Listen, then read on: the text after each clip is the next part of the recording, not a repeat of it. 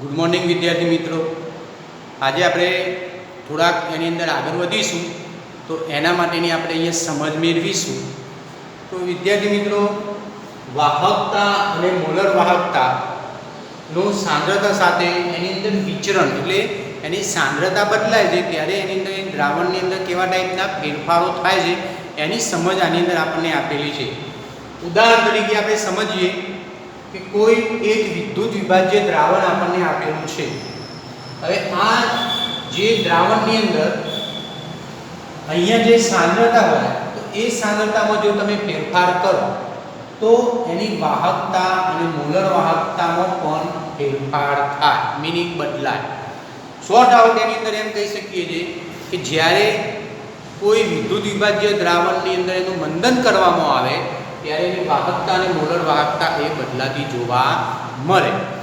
હવે બુકની અંદર એના પછીની ટોપિકની અંદર એવી સમજ તમને આપેલી છે કે જ્યારે એની અંદર આ બંને વસ્તુ એ નિર્બળ વિદ્યુત વિભાજ્ય અને પ્રબળ વિદ્યુત વિભાજ્ય માટે સમજ આપવી હોય તો એ સમજ આપણે એની અંદર મેળવી શકીએ છીએ. પણ એની અંદર આ જે નિર્બળ વિદ્યુત વિભાજ્ય અને પ્રબળ વિદ્યુત વિભાજ્ય માટેની સાંદ્રતાના ઘટાડા સાથે વાહકતા હંમેશા ઘટે છે એવો શબ્દ આની અંદર યુઝ કરેલો છે. તો એની પણ એક સમજ આપેલી છે.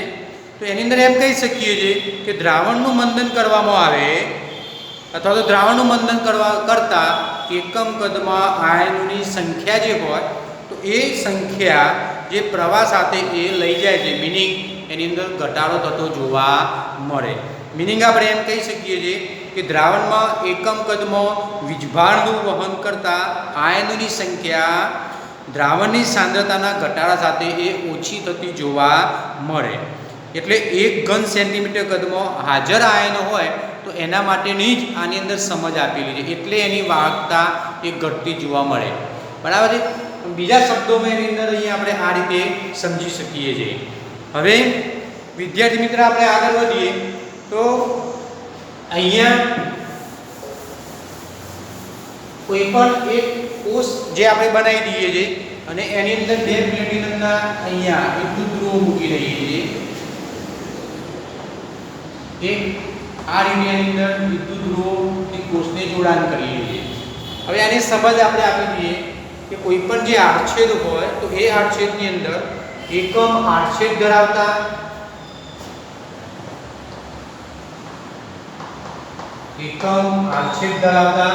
અને એકમ લંબાઈ અંતરે રહેલા, એટલે આની અંદર જે એકમ આડછેદ ધરાવતા જે અગાઉ આકૃતિ આપણે જોઈ હતી, ફરીથી મેં તમને એની સમજ આપું છું. અગાઉ આપણે જે આકૃતિની અંદર સમજ આપેલી મેં તમને આ ટાઈપની એની અંદર આપણે દોરેલું કે એકમ આડછેદ ધરાવતા હોય એવા. તો અહીંયા બે વિદ્યુત ધ્રુવો આપણે એની અંદર દ્રાવણની અંદર મૂકેલા હતા. આ રીતે એની અંદર દર્શાવેલું આપણને અગાઉ જોયેલું હતું. તો એકમ આડછેદ ધરાવતા અહીંયા, એટલે આ એની અંદર બંને વિદ્યુત ધ્રુવો છે અને અહીંયા એ એકમ આડછેદ ધરાવતા અને એકમ લંબાઈ અંતરે રહેલા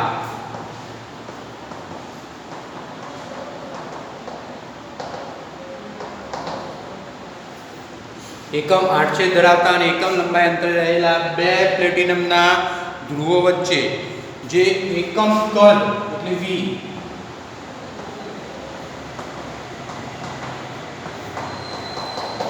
એકમ કદ એટલે V ધરાવતા આયનોની સાંદ્રતા વિદ્યુત વિભાજ્ય દ્રાવણ વડે એની અંદર દ્રાવણનું વહન એ વાહકતા તરીકે એની અંદર જોવા મળે. એટલે એકમ કદ ધરાવતા આપેલી સાંદ્રતાના વિદ્યુત વિભાજ્યના દ્રાવણ વડે થતું વિદ્યુતનું વહન એ દ્રાવણની વાહકતા છે. હવે આના માટેની આપણને બુકની અંદર સમજ આપેલી છે કે એકમ આડછેદ ધરાવતા અને એકમ લંબાઈ અંતરે રહેલા એની અંદર આ વસ્તુ માટે આપણે અગાઉ સૂત્ર સાબિત કરેલું એ પ્રમાણે વાહકતા G × K × A / L. હવે એકમ આડછેદ ધરાવતા એટલે એની કિંમત આપણે 1 મીટરમાં હોય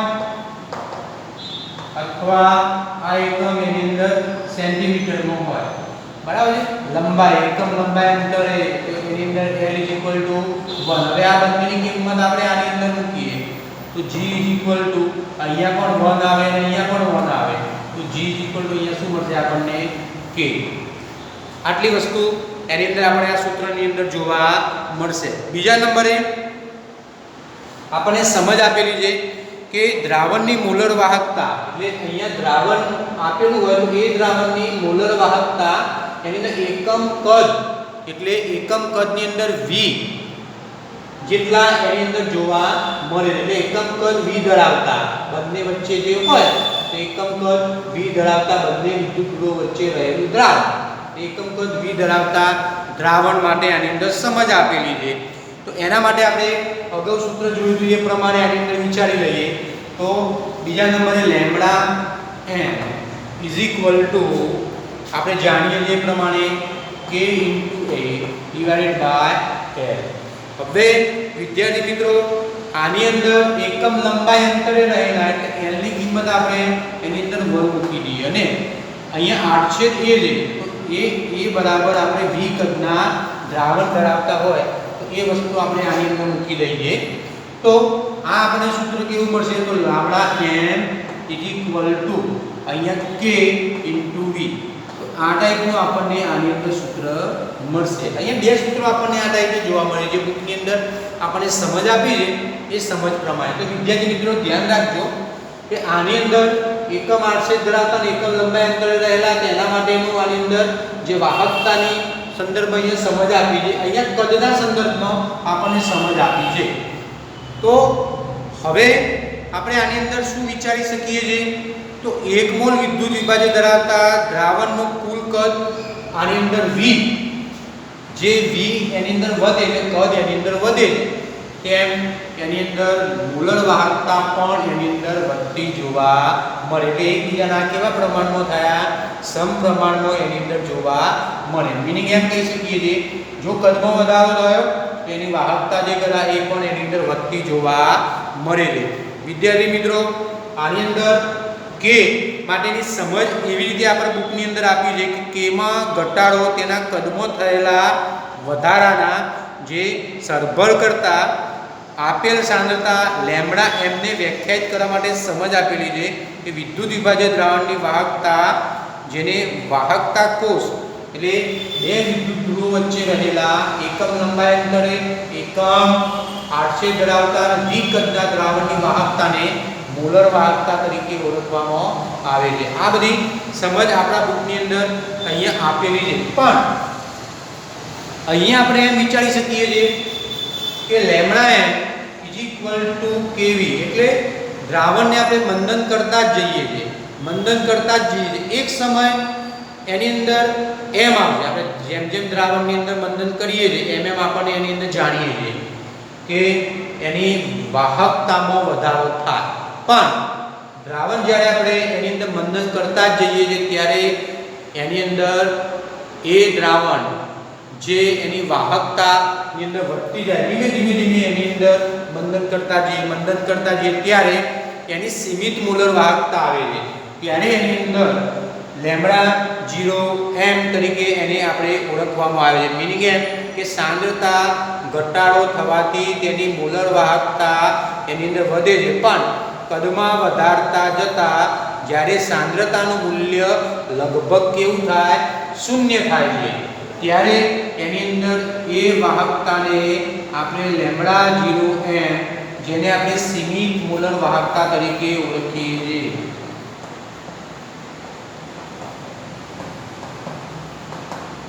એને શું કહેવાય સીમિત મોલર વાહકતા તરીકે આપણે એને ઓળખીએ છીએ. એટલે અહીંયા યાદ રાખવાનું કે જ્યારે એની અંદર કદમાં વધારતા જતા એને સાંદ્રતાનું મૂલ્ય લગભગ એની અંદર શૂન્ય થાય ત્યારે એ ટાઈપની વાહકતા હોય તો એ વાહકતાને આપણે સીમિત મોલર વાહકતા તરીકે ઓળખવામાં આવે છે. બીજા નંબરે આને આપણે અનંત મંદન વાહકતા તરીકે પણ ઓળખવામાં આવે. એકમ બરાબર જોઈ લે લેમ્બડા 0 m અનંત મોલર વાહકતા તરીકે પણ એને ઓળખવામાં આવે છે. હવે આ કદના મૂલ્યની અંદર વધારો કરીએ સાંદ્રતાનું મૂલ્ય એની અંદર લગભગ શૂન્ય થાય તો એને આપણે સીમિત અથવા તો એની અંદર અનંત મંદન મોલર વાહકતા કહીએ. એટલી વસ્તુ આપણે એની અંદર સમજી લીધું. હવે વિદ્યાર્થી મિત્રો આની અંદર આપણે એમ વિચારીએ હવે મિત્રો આપણે એની અંદર પ્રબળ વિદ્યુત વિભાજ્ય અને નિર્બળ વિદ્યુત વિભાજ્ય કોને કહેવાય એના વિશે આપણે સમજ મેળવીએ. વિદ્યાર્થી મિત્રો, પ્રબળ વિદ્યુત વિભાજ્ય એટલે શું? તો એની અંદર જે વિદ્યુત વિભાજ્યને પાણીમાં ઓગાળતા વધુ આયનીકરણ થઈ વધુ આયનો આપે અને વધારે વાહકતા દર્શાવે તો એને પ્રબળ વિદ્યુત વિભાજ્ય તરીકે ઓળખવામાં આવે. એટલે વિદ્યાર્થી મિત્રો, આપણે એમ સમજી શકીએ છીએ આની આકૃતિ દ્વારા કે દાખલા તરીકે એની અંદર એક પાત્રની અંદર આપણે કોઈ ગમે તે એક સાંદ્રતા ધરાવતું દ્રાવણ લઈએ. સપોઝ કે KCl નું આપણે એની અંદર સાંદ્રતા ધરાવતું દ્રાવણ લઈએ. હવે આ KCl ના દ્રાવણની અંદર જે અહીંયા KCl નું દ્રાવણ આપેલું છે એ KCl ના દ્રાવણની અંદર આપણે એની અંદર વધુ પ્રમાણમાં H2O મીનિંગ પાણી જે ખરા એ પાણીની અંદર આપણે ઓગાળીએ છીએ ત્યારે એની અંદર KCl ની અંદર આપણે જાણીએ જે પ્રમાણે K+ અને Cl- આયન એની અંદર જોવા મળે. એટલે જેમ જેમ એની અંદર મંદન વધારે કરવામાં આવે તેમ તેમ એની અંદર વધારે આયન ઉત્પન્ન થાય છે અને વાહકતા એની અંદર વધારે જોવા મળે. તો આ ટાઈપની એની અંદર વિદ્યુત વિભાજ્ય જે જોવા મળે છે તો એને પ્રબળ વિદ્યુત વિભાજ્ય તરીકે ઓળખવામાં આવે. વિદ્યાર્થી મિત્રો, પરીક્ષાની અંદર પૂછાય છે કે પ્રબળ વિદ્યુત વિભાજ્ય ઓળખો, તો એની અંદર આપણે કહી શકીએ છીએ કે NaCl, KCl, MgCl2, KNO3, બરાબર, CaCl2 આ બધા એ એની અંદર પ્રબળ વિદ્યુત વિભાજ્ય તરીકે પદાર્થ તરીકે આપણે એને ઓળખીએ છીએ. હવે વિદ્યાર્થી મિત્રો, નિર્બળ વિદ્યુત વિભાજ્ય કોને કહી શકીએ? તો આ વ્યાખ્યાનની અંદર આપણે એમ જ વિચારવાનું છે કે જે વિદ્યુત વિભાજ્ય પાણીમાં ઓગાળતા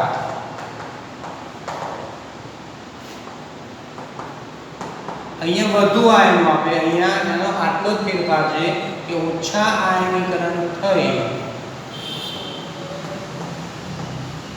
અહીંયા ઓછા આયનો આપે.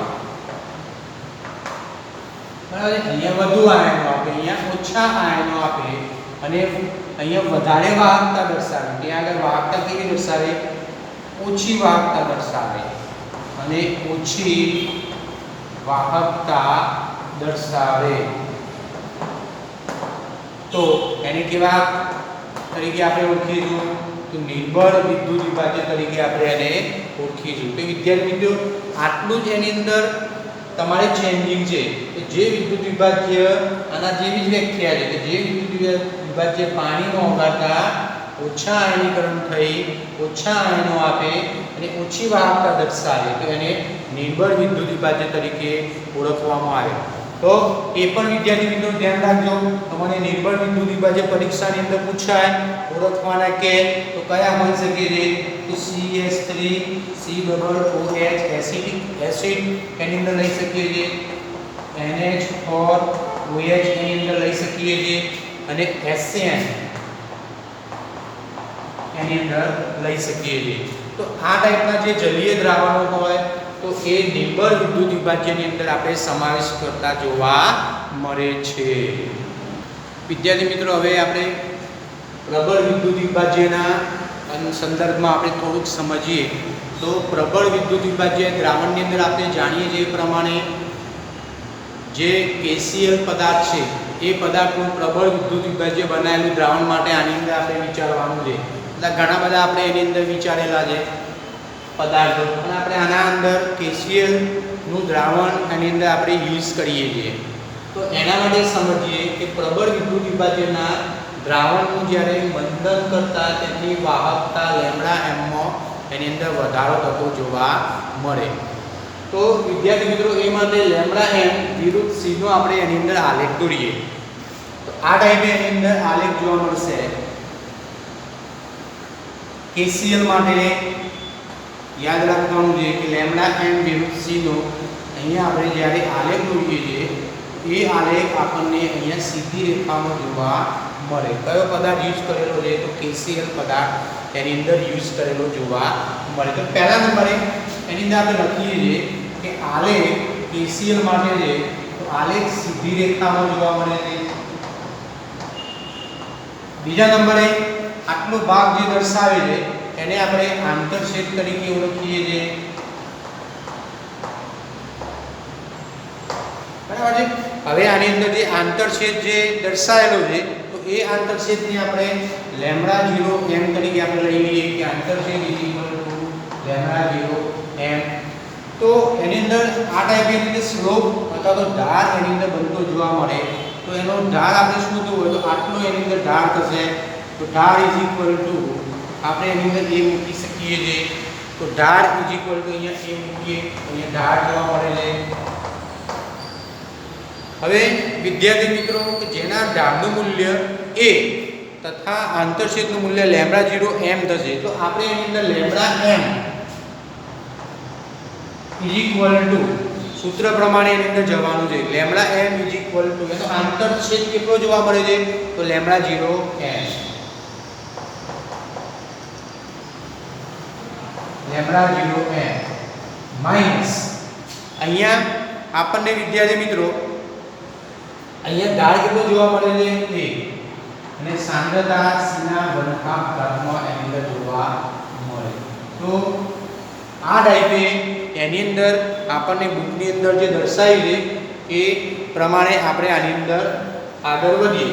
ફરીથી સમજી લેજો. અહીંયા c ની સાંદ્રતા એ અંડરરૂટ લીધેલી છે તો એ પ્રમાણે આપણે આની અંદર આગળ વધવાનું છે. જે સાંદ્રતા c આપેલી છે એ અંડરરૂટ એની અંદર આપણે લીધેલી છે. એના સંદર્ભમાં અહીંયા આપણે આલેખ દોરેલો છે. અહીંયા મેં લેમ્બડા m વિરુદ્ધ અંડરરૂટ c નો આલેખ આ ટાઈપે એની અંદર જોવા મળે છે. તો એની અંદર લેમ્બડા 0 m જેટલો આંતરછેદ જોવા મળે છે, ઢાળ a જોવા મળે છે, આલેખ સીધી રેખામાં જોવા મળે છે. ત્યારે લેમ્બડા m તમારે શોધવા હોય તો લેમ્બડા m આંતરછેદ લેમ્બડા 0 m જે અનંત મંડન તરીકે આપણે ઓળખીએ છીએ માઈનસ 1 જે ઢાળ મૂકી દેવાનો સ્લોપ અને c ની સાંદ્રતા એ અંડરરૂટ અથવા તો 1/2 ઘાત તમે મૂકી શકો છો. તો વિદ્યાર્થી મિત્રો એની અંદર પ્રબળ વિદ્યુત વિભાજ્ય માટે આટલી સમજ એની અંદર આપણને આપેલી છે. હવે કેટલાક પદાર્થો આપણે એની અંદર એવા છે દાખલા તરીકે NaCl છે એની અંદર Na+ ને Cl- એટલે એની અંદર એનું પ્રમાણ જે કરા એ 1:1 ની એની અંદર આયનોનું જોવા મળે. એ જ રીતે KCl માટે આપણે આ જોયેલું છે તો એની અંદર એનું પ્રમાણ 1:1 નું જોવા મળે છે. કેટલાક પદાર્થો એવા પણ હોય છે કે એની અંદર પ્રમાણ જે ખરા એ આયનના પ્રમાણ પ્રમાણે એની અંદર જાય છે. તો અહીંયા CaCl નું પ્રમાણ છે તો એની અંદર 2:1 નું પ્રમાણ એની અંદર આપણે જોઈ શકીએ છીએ. એ જ રીતે MgCl તમે લઈ શકો છો કે MgCl એની અંદર પણ 2 Mg + 2 થશે અને Cl- એટલે 2:1 નું પ્રમાણ એની અંદર જોવા મળે છે. એટલે પ્રબળ વિદ્યુત વિભાજ્ય કેવા ટાઈપનો છે એના સંદર્ભમાં તમે એની અંદર એનો ધનાયન અને ઋણાયનનું પ્રમાણ એની અંદર વિચારી શકો છો. તો પ્રબળ વિદ્યુત વિભાજ્ય માટે આટલી સમજ એની અંદર આપેલી છે. અને છેલ્લે એની અંદર એમ લખેલું છે કે આની અંદર એક જ પ્રકારના તમામ વિદ્યુત વિભાજ્યો માટે એના મૂલ્યો કેવા જોવા મળશે તો સરખા જોવા મળશે. આટલી વસ્તુ આની અંદર તમારે પરફેક્ટ પ્રબળ વિદ્યુત વિભાજ્ય માટે સમજવાની છે. ધ્યાન રાખજો. પણ એક્ઝામ્પલ માટે થોડુંક આ સૂત્ર તમારે ધ્યાન રાખવાનું છે. જે નીટની અંદર જેની અંદર પણ આ સૂત્ર એની અંદર યુઝ થતું જોવા મળે છે. ઓકે વિદ્યાર્થી મિત્રો, થેન્ક યુ.